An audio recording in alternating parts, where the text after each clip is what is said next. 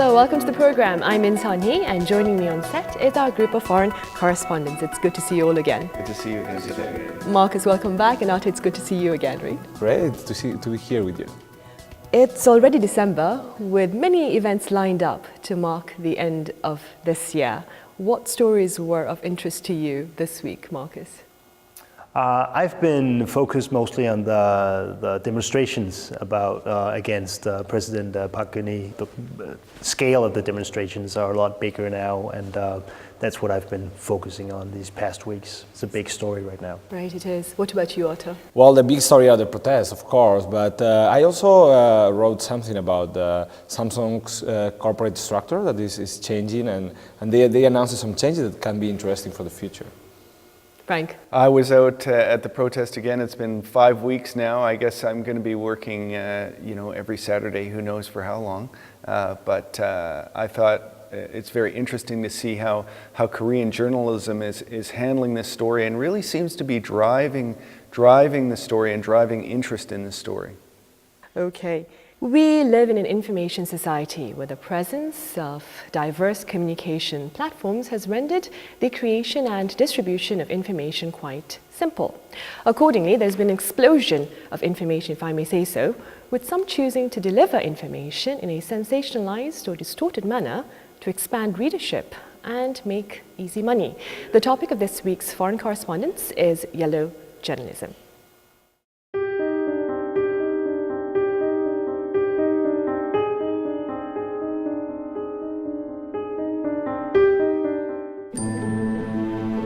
During his presidential campaign, Donald Trump constantly drew public attention with his controversial remarks. In addition to this, there are others who contributed to his victory with sensational commentary and stories. Harris Wade and Ben Goldman. These two young men in their 20s were some of the key players. 6 months ago, they launched a news website called LibertyWritersNews.com. They weave different reports together about President Barack Obama and Democratic nominee Hillary Clinton, writing articles that provoked readers. Wade and Goldman believe that violence, chaos, and aggressive wording are what people are attracted to. Within 6 months, they drew more than 800,000 followers on social media, making between $10,000 and $40,000 every month. Wade and Goldman claim that people have to be tricked into reading the news. They call themselves New Yellow Journalists. Yellow journalism refers to exaggerated and sensationalist stories that aim to draw in readers. Can those who intentionally put out false information and encourage politically biased stories qualify as journalists?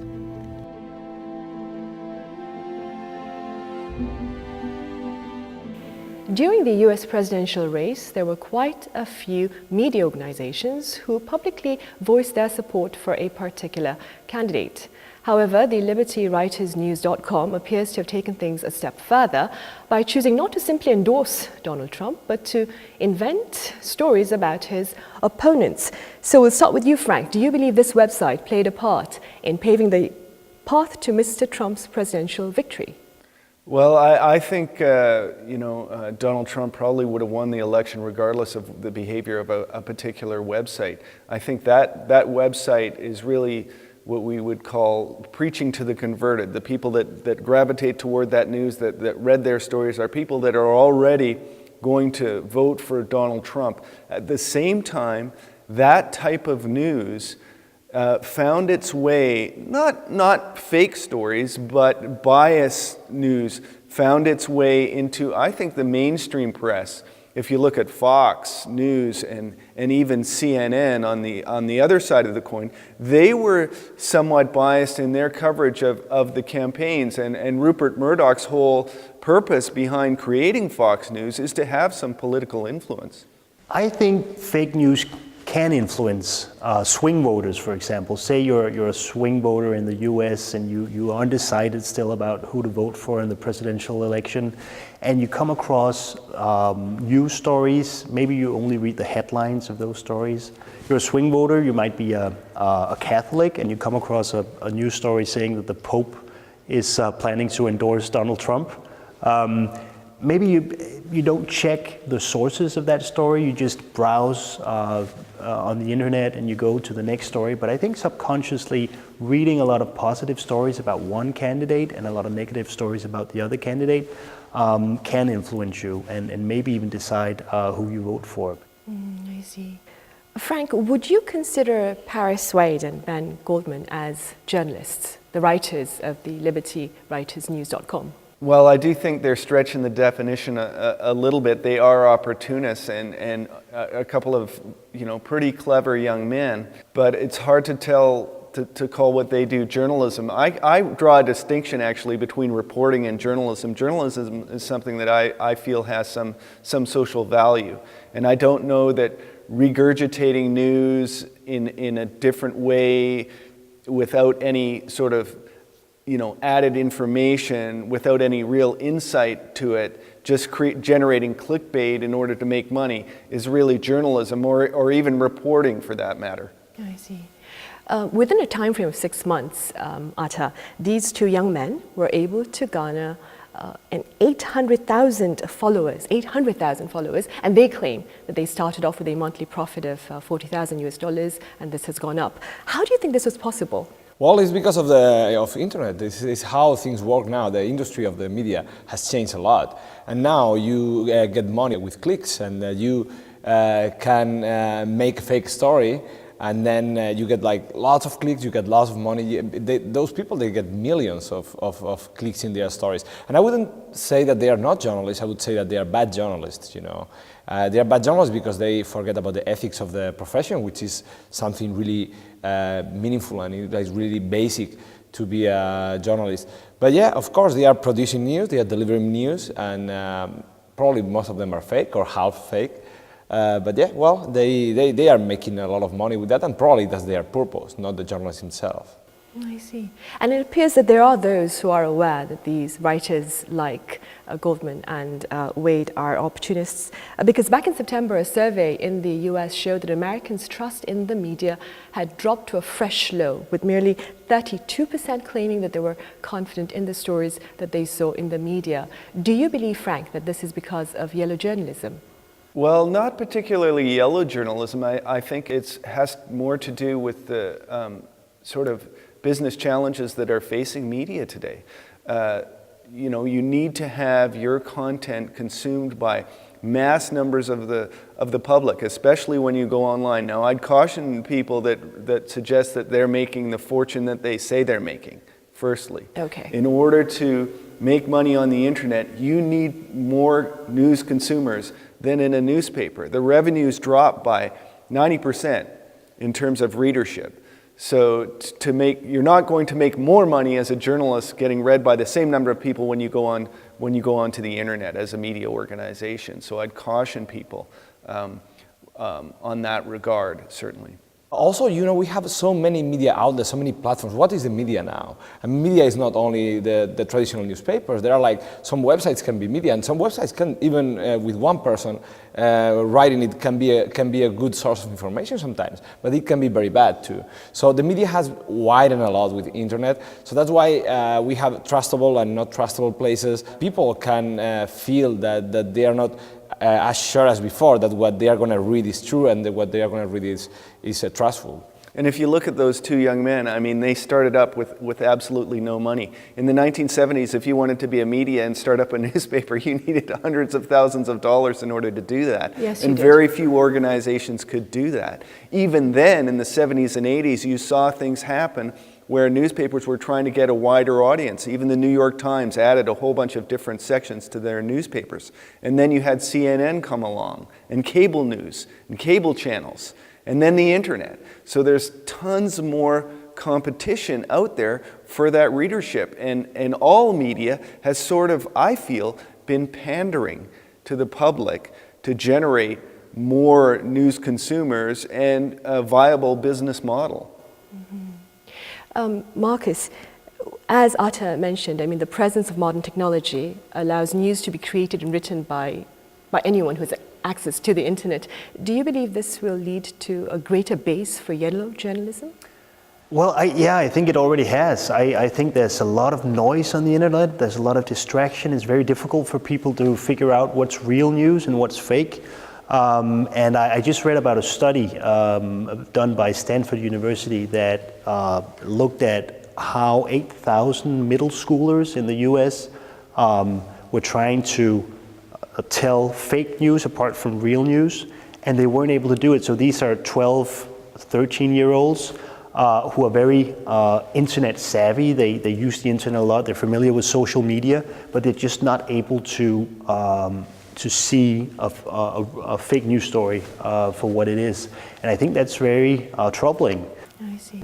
Is there any way for the average reader to make a distinction between fact and fiction, for example, to ensure that the news reading experience or the learning experience leads to the accumulation of solid facts and not twisted tales? The main source of news where the people go to find some information are Google and Facebook, basically, and other SNS, but basically Google and Facebook. And those two companies, they announced some measures recently to cope with the fake news, and they are taking some measures to try to ban those kind of fake news, at least just put them out of their search and their feedback. And so I think that's a good idea. That's a good thing. So maybe it can contribute to the not have so many fake news on the internet. On the other hand, it's going to be difficult for him to outright ban fake news, because who is he to decide, or who is Facebook to decide exactly what fake news are? Because this is a continuum. You've got fake news and yellow journalism, but you also have satirical websites which make fun, that they make up fake news stories, but for fun. So these are websites such as The Onion, which is a very famous satirical website. We have lots of those websites in Europe as well. And you have the risk that if Facebook or Google goes out and bans fake news altogether, that they're going to have to ban those satirical websites, which are not harmful in any way. Right. So what can we do to ensure that? I put the onus on the public. You got to use your head when you read a news story, and it doesn't seem right. You have to look at other media, not just one media, but look at the story from several different perspectives, maybe, to find the closest thing to the truth. And in that sense, I have a very optimistic version about a very optimistic thinking about the future.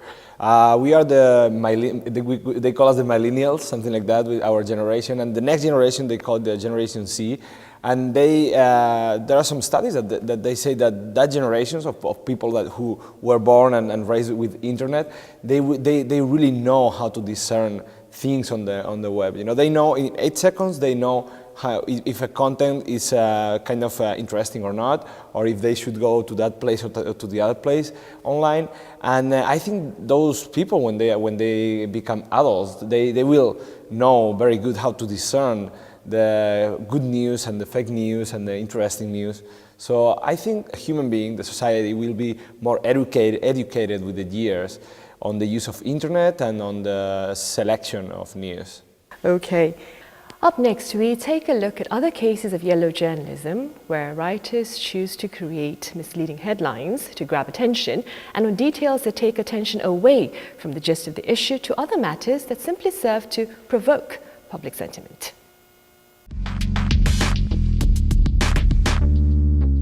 Yellow journalism is a form of coverage that uses sensational and crass means of expression to arouse the public's interest. It first emerged from a newspaper circulation war between two New York City newspapers, the New York World and the New York Journal, back in the 1890s. At the time, the Yellow Kid comic strip from the New York World gave rise to the phrase yellow journalism. Since then, yellow journalism has always appeared in tandem with news that cover major global incidents or high-profile public figures. To make up for the lacking content, such stories use provocative headlines and name-dropping, also including rumors from unnamed sources in their reports. The Choi Soon-sil scandal that has rocked Korean society is no exception. The central point of interest in the scandal is whether President Park Geun-hye's longtime friend Choi Soon-sil was involved in influence peddling and conducted other crimes towards her benefit. But some media outlets paid more attention to Choi Soon-sil's fashion and specifically what shoe brand she was wearing when summoned for questioning. Some articles also focused on Choi's daughter, Chung Yoo-ra, who Chung's husband is, and what kind of tattoos she has, instead of focusing on key allegations against Choi.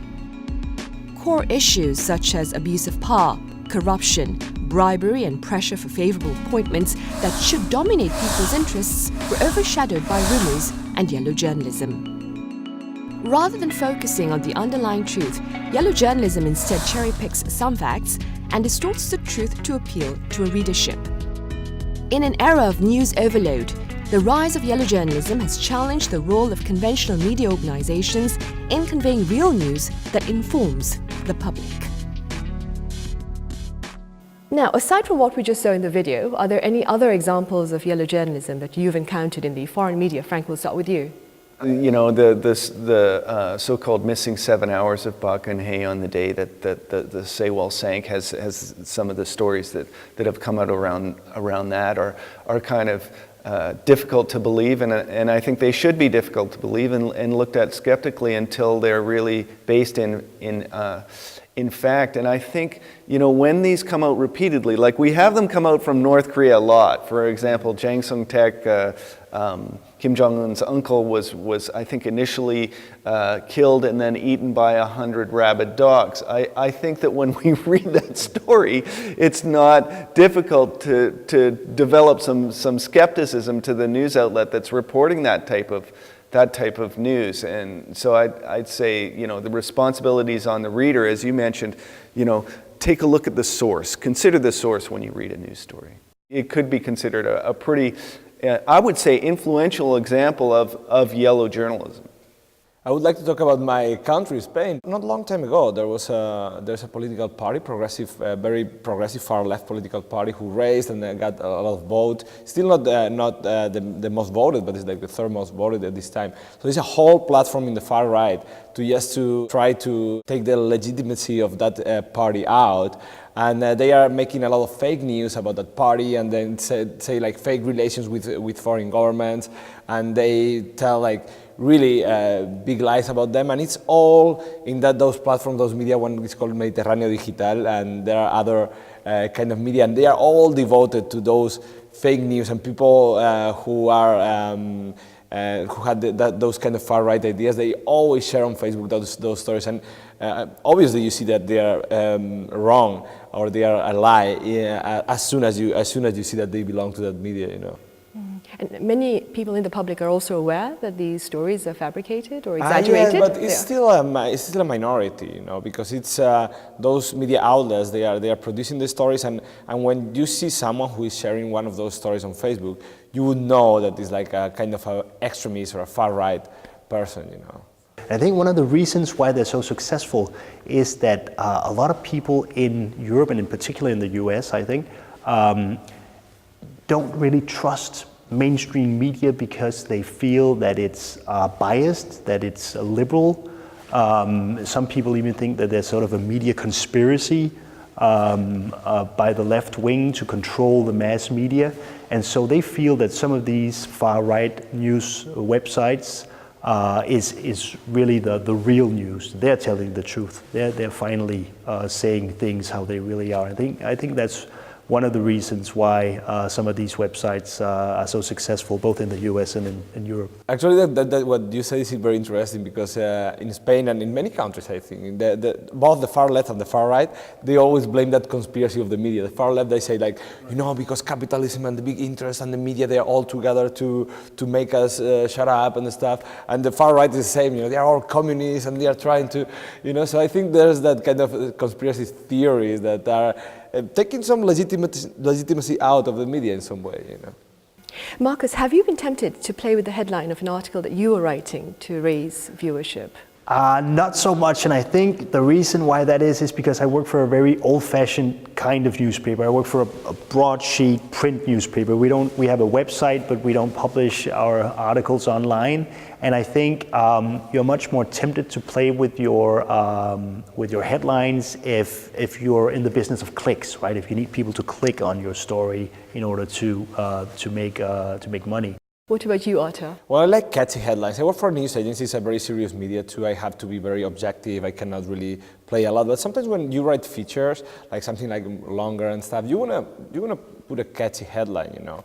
Just, trying to make the story a little bit more interesting with a catchy headline. Yes, of course. A catchy headline is also a skill. So, Frank, what about you? That was actually my job for a time at the Korea Herald. I helped the managing editor write headlines for the newspaper, and I recall rewriting one headline in particular about an activist in Japan, and my headline was rewritten from what the wire headlines will be generally pretty straight. So I rewrote this headline, activist gives Abe the finger. Now, in the West, that means you're telling somebody off with a gesture. But what happened was an activist actually cut off a piece of his finger and mailed it to Shinzo Abe in Japan. Right. I saw an interesting headline from the coverage of Choi Soon-sil when she had just returned to Korea to get the questioning from the prosecutors, and the headline read, "The devil wears Prada." Have you seen this headline? Yeah. Good headline. That's a good movie, headline. right? I know. It made me I don't think. think there's anything wrong with a headline that's catchy, that delivers on its promise. A headline is kind of, I feel, making a promise to the readers that I'm going to deliver this story. This is what this is about.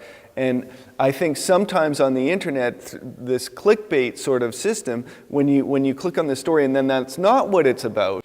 What do you believe are some of the more severe repercussions of yellow journalism, Frank? Well, I think here in South Korea, we tend to inflame the tension on the Korean Peninsula. I've used that term so many times, tension on the Korean Peninsula, and I think that's inflamed by journalists here, particularly in broadcasting, in my line of work.